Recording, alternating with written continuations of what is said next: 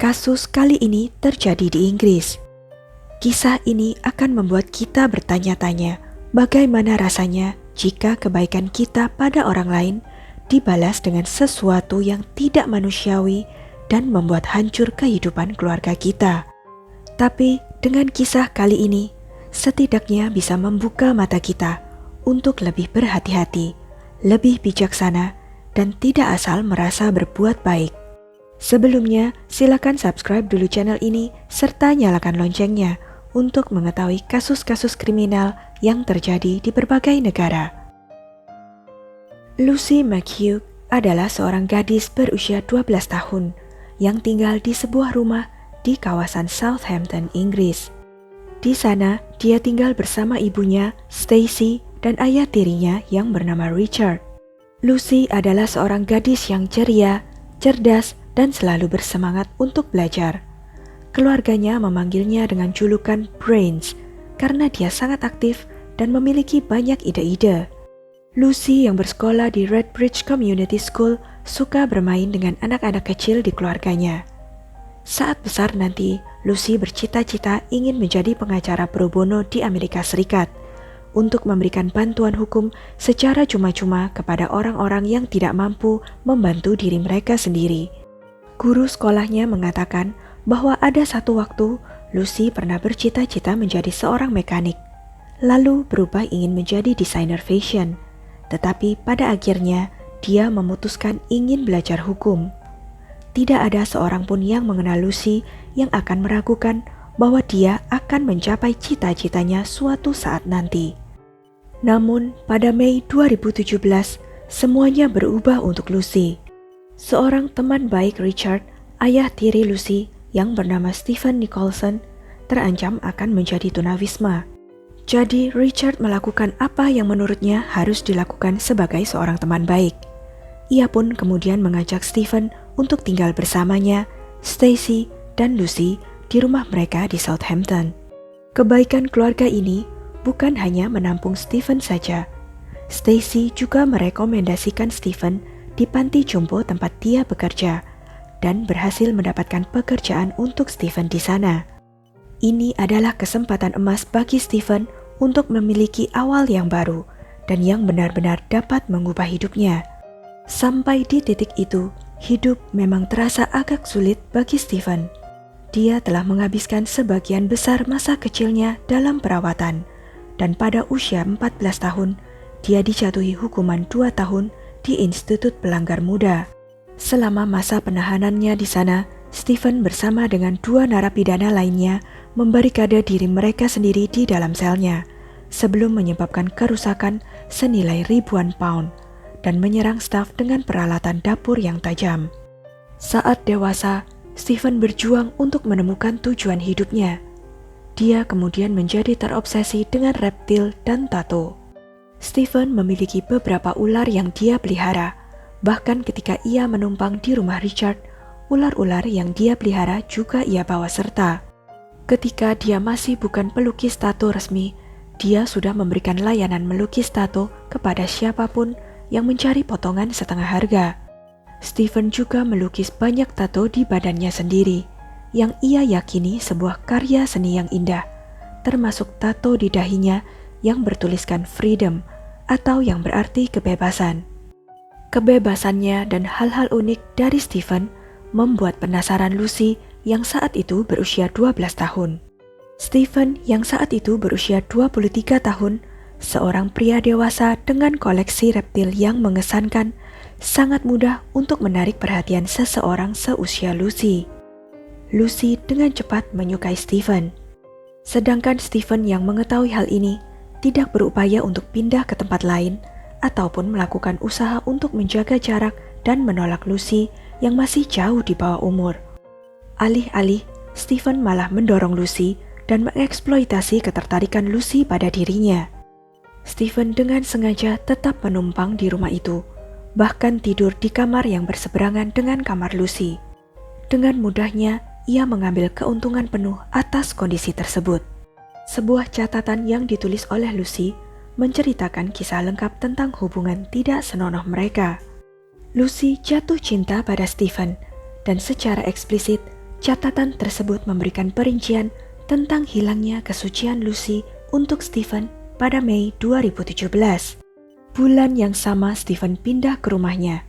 Catatan itu juga menggambarkan hubungan intim yang dilakukan berulang kali di antara mereka dan penjelasan perasaan Lucy terhadap hubungan mereka selama itu. Lucy berpikir bahwa Stephen juga menyukainya, sama seperti ia jatuh cinta pada Stephen. Padahal jelas kita tahu bahwa ini bukan hubungan asmara. Itu hanya pelampiasan nafsu Stephen dengan cara yang tidak benar dan egois. Dalam satu catatan, Lucy memberitahu Stephen bahwa apapun yang ada di antara mereka harus diakhiri. Tetapi tanpa sepengetahuan orang tuanya, Lucy dimanfaatkan oleh Stephen sejak dia menginjakkan kaki di rumah keluarga itu. Sahabat ayah tirinya itu seolah-olah peduli dan menjaganya. Selama 14 bulan, Lucy hidup di bawah bayang-bayang Stephen. Di mata Lucy yang masih muda dan belum dewasa, ia beranggapan Stephen adalah pacarnya, dan dia tidak merahasiakan hal ini kepada teman-temannya. Guru Lucy di sekolah, setelah mendengar laporan dari murid lain, tentu saja menjadi khawatir. Meskipun Lucy menyangkal adanya hubungan intim apapun kepada gurunya. Merasa ada yang tidak beres, pihak sekolah segera menghubungi tim lembaga perlindungan setempat untuk menginvestigasi masalah ini. Pertama-tama mereka berusaha menyelidiki masalah ini pada tahun 2017, dan sekali lagi setelah Lucy pindah ke sekolah yang berbeda pada tahun 2018. Pada kedua kesempatan itu, tim investigasi mengaku telah menyelidiki dan menemukan tidak ada yang perlu dikhawatirkan, sehingga tidak ada tindakan yang diambil. Kemudian pada Mei 2018, Lucy memberitahu sepupunya bahwa hubungannya dengan Stephen sekarang telah menjadi beban yang mengerikan. Stephen telah berani melakukan kekerasan, dan dia takut kepadanya.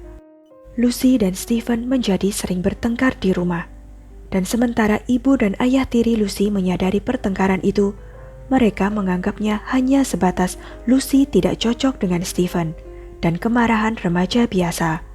Itulah apa yang mereka katakan pada diri mereka sendiri, mengingat kemarahan atau pemberontakan masa remaja itu normal. Pasangan itu tidak berusaha untuk mengetahui apa permasalahan mereka sebenarnya. Akhirnya, perdebatan Lucy dan Stephen terlalu sulit untuk diabaikan, dan ayah tiri Lucy meminta Stephen untuk pindah. Ada sesuatu yang tidak benar, dan Richard tahu itu pada hari Stephen pindah. Lucy memberitahu Richard bahwa dia memiliki sesuatu yang perlu dia sampaikan kepadanya dan ibunya malam itu. Namun sayangnya, malam itu Stacy tidak pulang sampai Lucy akhirnya tertidur.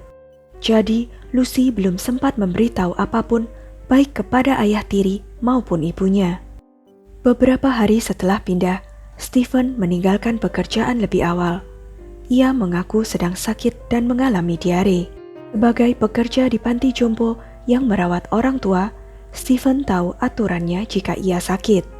Dia tidak akan diizinkan kembali bekerja sampai 48 jam setelah gejala terakhir muncul. Tetapi sebenarnya Stephen tidak benar-benar sakit. Dia hanya mencari waktu untuk melakukan rencananya. Pada hari Rabu, tanggal 25 Juli 2018, Lucy meninggalkan rumahnya pada jam 9 pagi. Sebuah kamera CCTV di Tesco setempat menunjukkan Lucy berjalan melintasi tempat parkir mobil pada jam 9:30 pagi, hanya setengah jam setelah dia meninggalkan rumah dengan atasan putih dan legging bercorak army. Lucy terlihat tidak membawa ponselnya, tetapi dia terlihat berjalan dengan beberapa kali melirik jam tangannya. Kelihatannya dia tidak ingin terlambat untuk sampai kemanapun dia berencana pergi saat itu. Seorang wanita yang sedang berjalan-jalan dengan anjingnya di lapangan olahraga sekitar pukul 10 pagi, ingat melihat seorang gadis yang cocok dengan deskripsi Lucy. Wanita itu melihatnya menuju ke bagian atas lapangan kriket. Itulah terakhir kali ada saksi mata yang melihat Lucy. Hari itu, Lucy tidak pernah lagi pulang ke rumah. Ketika malam harinya Lucy tak kunjung pulang, orang tuanya mulai khawatir.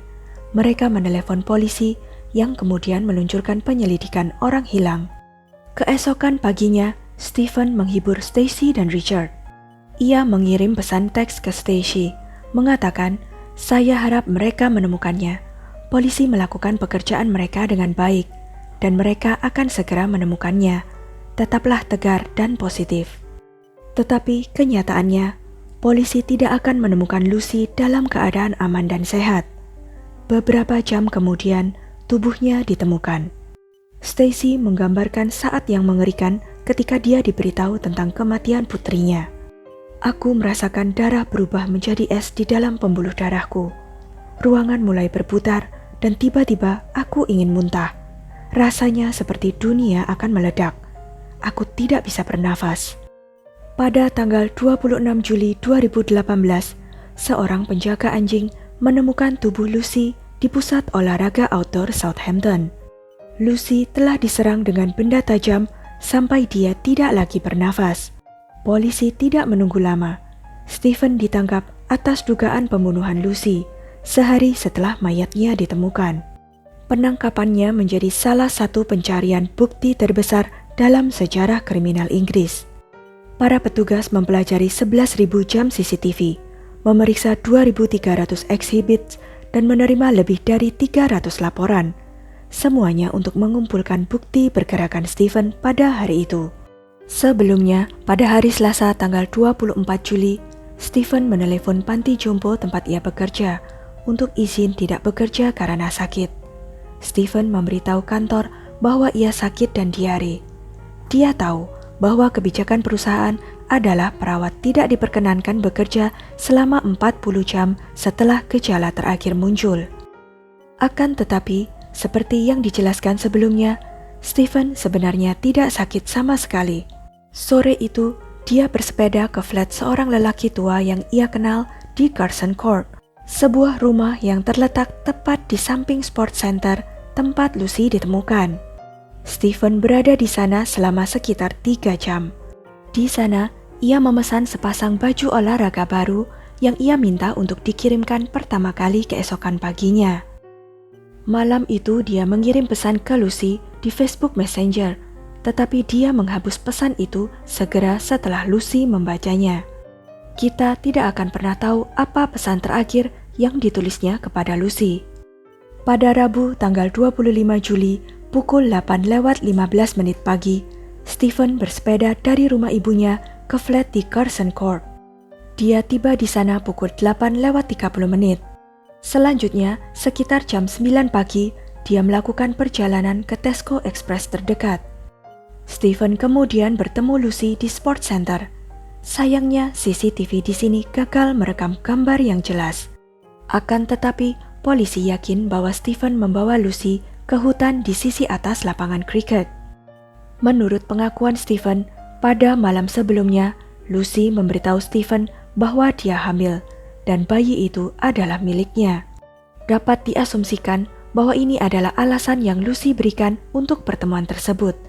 Dan kemudian di sana, jauh di dalam hutan dedaunan di luar jalur jalan, Stephen menyerangnya.